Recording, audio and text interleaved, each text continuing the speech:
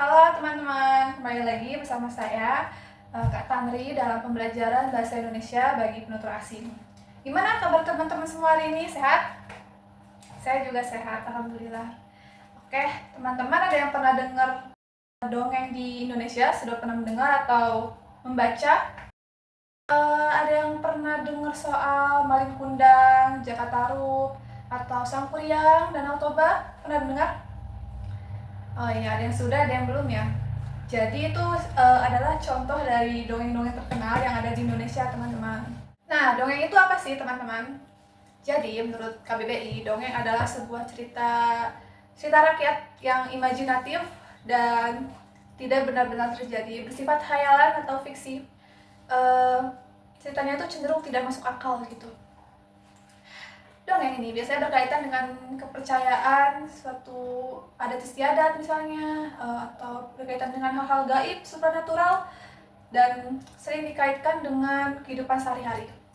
Ceritanya sering berisi tentang hal-hal kejadian luar biasa seperti asal-usul atau legenda yang membuat pembaca atau pendengarnya itu merasa bahwa cerita itu benar-benar ada, padahal itu hanyalah fiktif.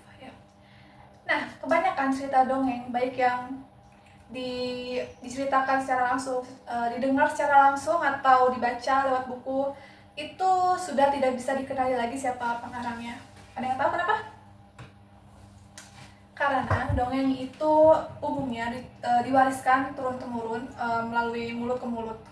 Jadi sudah tidak diketahui lagi siapa pengarangnya.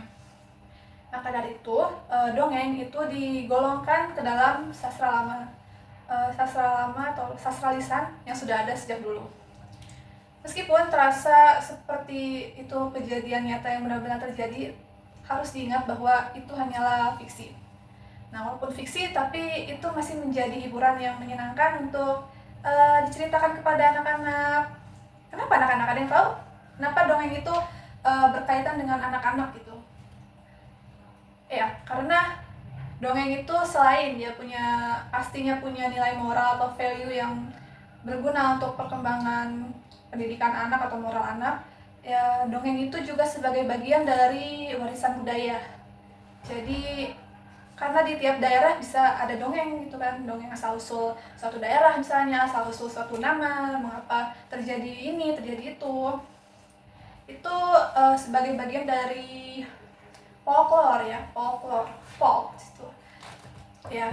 Jadi bagian dari warisan lah ya, warisan kekayaan bangsa. Jadi perlu untuk dilestarikan secara turun temurun, lisan maupun tulisan, baik dua-duanya. Kita masuk ke ciri-ciri. Sudah ada 5 ciri-ciri yang setidaknya terasa jelas saat kita membaca atau mendengarkan dongeng. Itu ada 5 ciri-ciri yang sudah saya rangkum. Yang pertama itu ada kalimat pembuka. Dongeng itu cenderung kalimat pembukanya itu template ya, mudah dikenali. Seperti contohnya, ada yang tahu? Ada yang tahu? Tidak tahu. Oke, jadi contohnya seperti pada zaman dahulu kala, pada suatu hari, atau di sebuah tempat yang jauh, atau pada masa silam, seperti itu. Yang kedua, alurnya sederhana. Alur sederhana itu karena dongeng itu kan singkat ya, cerita singkat yang tidak kompleks sekali gitu problemnya. Seperti ya, diawali dengan kalimat pembuka tadi, pada zaman dahulu hiduplah seorang. Nah, yang pertama itu ada pembuka, terus di samping pembuka itu kemudian ada pengenalan siapa tokohnya, siapa karakternya, tinggal di mana, dia pekerjaannya apa, sedang melakukan apa gitu. Setelah mengenalkan tokoh, kemudian diceritakan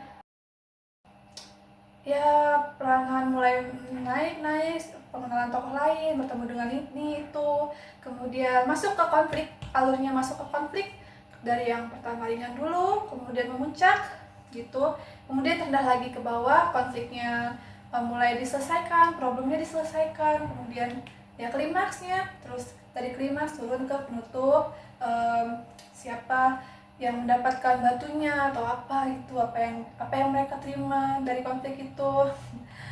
Kemudian setelah itu ada penutup, koda, pesan moral.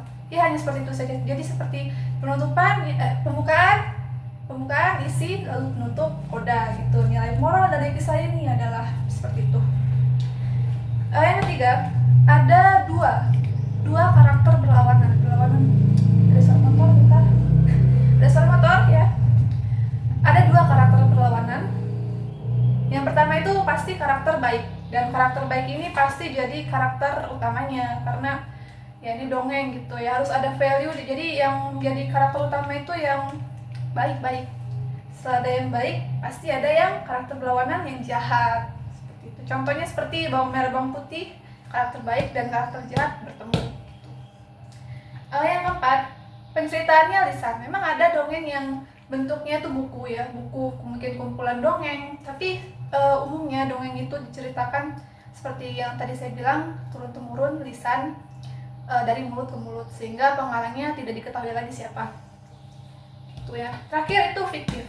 Ini garis bawah ya, dongeng itu fiktif teman-teman. Jadi jika kalian mendengar kisah Malin Kundang misalnya, ternyata benar ada batu yang sujud itu Malin Kundang, itu enggak ya teman-teman, itu hanyalah I don't know, tapi itu fiktif. Pokoknya dongeng itu fiktif. Seperti itu teman-teman. Jadi supaya kalian paham. Oke? Oke. Nah, jadi itu materi yang bisa saya sampaikan. Sekarang kakak bakal ceritain ke kalian satu dongeng terkenal, judulnya Danau Toba. Simak baik-baik karena setelah ini saya akan kasih kalian tugas. Oke, simak. Danau Toba. Pada suatu hari, ada seorang laki-laki. Laki-laki ini namanya Toba. Toba ya, karena dia laki-laki grup. Toba ini seorang petani. Dia singkatnya nih. Ini kisah secara singkat saja ya. Toba nih. Toba ini seorang petani.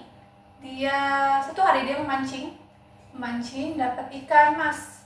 Ikan mas ini berubah jadi seorang perempuan cantik. Dan akhirnya mereka menikah, punya anak namanya Samosir. Samosir tumbuh jadi anak nakal ya. Samosir tumbuh jadi anak nakal, badung. Oh ya, syarat mereka menikah itu si Toba tidak boleh mengatakan bahwa Samosir ini anak ikan, nggak boleh. Itu melanggar janji pernikahan kalau sampai kesebut. Toba ini anak nakal. Suatu hari Toba disuruh ibunya ngasih bekal buat Toba pergi bertani gitu. Tapi sampai sana bekalnya dimakan si Samosir. Toba marah, mana anak saya? Kemana makanan saya? Terus Samosir, saya makan gitu. Terus si Tobanya marah, Tobanya mengeluarkan kata-kata yang melanggar perjanjian pernikahan mereka, berkata, dasar kamu anak ikan. Akhirnya ini si ikan mas ini sadar bahwa suaminya melanggar janji. Akhirnya dia marah, lalu ada air naik sampai jadi Danau Toba, dan ada Pulau Samosir di tengah Danau Toba gitu. Oke, jadi tugasnya adalah, pas ini ada berapa orang? 10. Oke, 10 orang. Kalian harus bikin drama singkat tentang Danau Toba ini. Tapi kan tokohnya cuma ada 3. Apa-apa. Kalian 10 orang ini buatlah cerita yang menarik dari temanya Danau Toba. Jadi ceritanya bisa kalian tambahkan dialog atau ada karakter lain, mungkin figuran. Jadi kalian memainkan peran seperti masyarakat Sumatera Utara, bagaimana masyarakat Sumatera Utara itu. Terus naskahnya kalian bikin sendiri. Jadi kayak boleh cerita ini dibikin komedi, ada komedinya atau ada romantisnya, boleh. Jadi itu kan tadi cerita saya singkat seperti itu kan alurnya. Nah, kalian boleh kayak ada tambahan-tambahan pemanis nih, atau 10 orang ini ada yang sebagai narator atau pembuat properti, silakan bebas, ada yang menulis naskahnya gitu. Jadi satu kelas itu satu dramanya Danau Toba, minimal berapa ya, 20 menit atau 15 menit tadi. Oke. Saya tunggu bulan depan kita tampil, saya lihat gitu kalian yang tampil. Oke, semangat. Itu aja pembelajaran dari saya. Ada pertanyaan? Tidak. Oke, tidak ada. Bagus. Dadah, terima kasih atas perhatiannya. Berjumpa lagi kita bulan depan. Oh iya, satu lagi. Jadi di dalam dialog nanti kan pasti ada naskahnya tuh. Nah, dari naskah itu kalian ada latihan menggunakan kata ulang. Kata ulang berimbuhan beran. Jadi contohnya seperti apa? Berjalan-jalan, bergonceng-goncengan, berguling-gulingan. Pokoknya beran, oke? Itu sebagai latihan untuk memperkaya kosakata imbuhan.